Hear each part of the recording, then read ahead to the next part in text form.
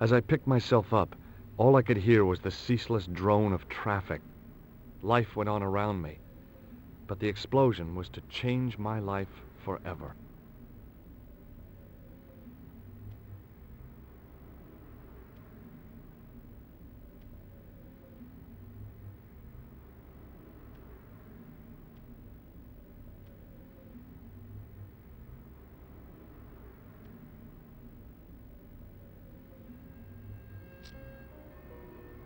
The leading article referred to the visit of a Nobel Prize winner from some unpronounceable Eastern European state. That was the only news story. The rest was rumor, gossip, and sensationalism. Then I noticed the writing at the foot of the page. It read Salah ad-Din, 1345.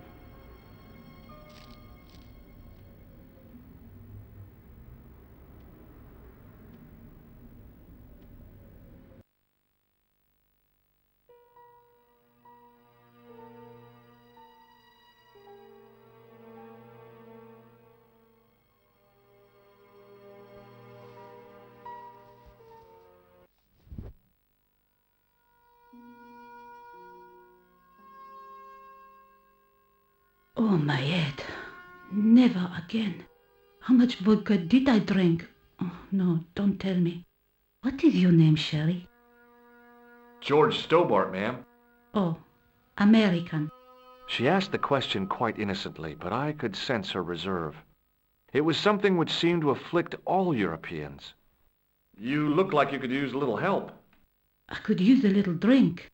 I feel sick, dizzy, and bruised. I don't even remember the party.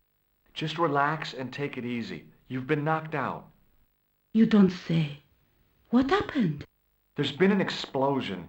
You should try not to move. Are you a doctor? Yes, I am. I studied under Dr. Benton. Who is he?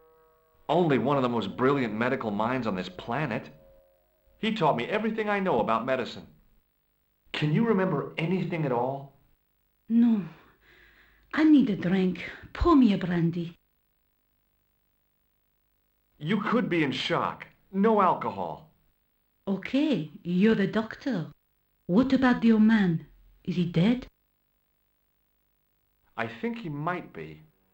I've never seen a real-life corpse before, except for Grandmaman. That was different. She was family. Has he gone stiff? I shouldn't think so. He's only been dead a few minutes. Do you remember what happened when the clown entered? I remember that horrible tune he played all right. It was like a funeral dirge. I'd never liked accordion music either. Did the clown speak to the old man? No, he just laughed at him.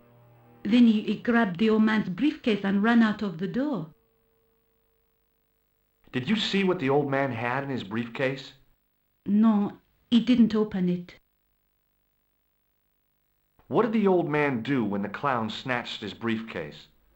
Nothing. He just sat there like he was frozen.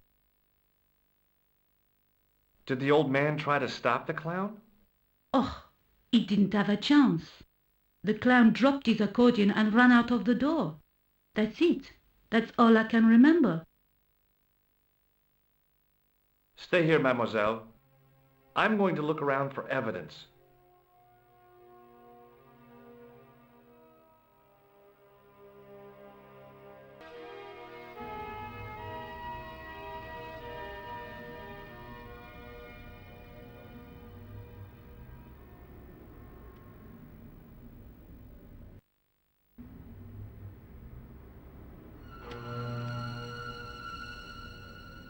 Freeze!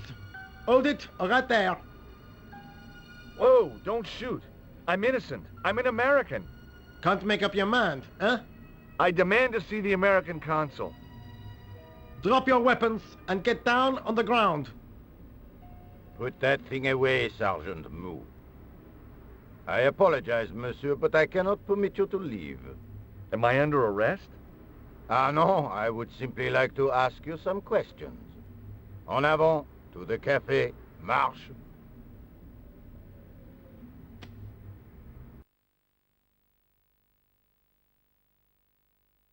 What a mess. This bombing is an outrage, is it not? Stop that, monsieur. Stop holding your breath at once.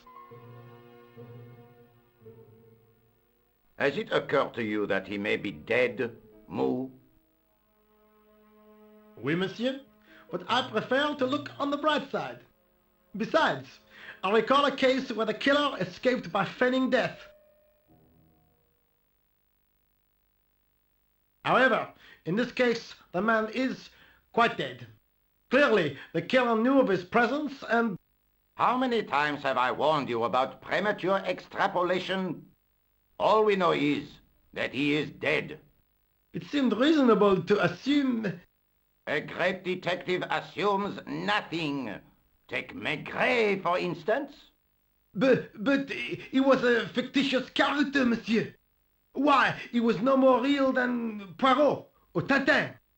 That's different, Moo. They were comedy Belgians. Anyway, it is unlikely that even you will learn much from talking to the dead. Examine the girl and take her statement, if you can.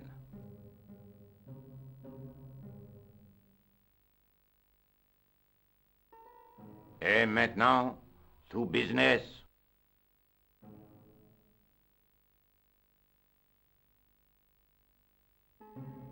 Your name, please? George Stobart. I'm from California. And what brings you to Paris, Monsieur Stobart? Travel. I'm touring Europe. You chose well.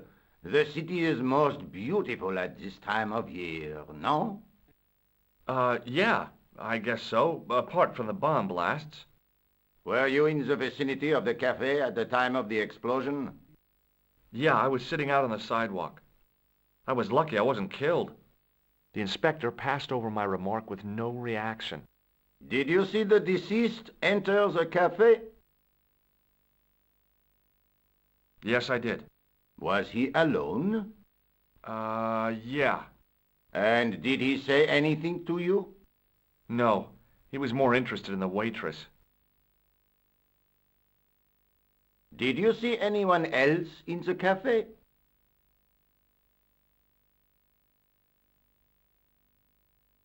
Yeah, there was a guy dressed as a clown. He was carrying an accordion. An accordion? Bon, the picture is forming in my mind, and it is not a pretty one. Is the girl all right, Moo? She'll live. She confirms the doctor's statement. Oui? You did not tell me you are a doctor, monsieur? No, that's right. I didn't think it was relevant. Eh bien, I have heard enough. What do you mean? I am satisfied that you know nothing. You may leave. Enjoy your vacation, Dr. Stobart. What about my personal safety? Can't you at least give me some advice? What can I say? Stay alert and look out for suspicious characters. And don't cross the road until the little man shows green. Great advice. I honestly believe you are in no danger, monsieur. Should you remember anything of importance, please contact me. My card.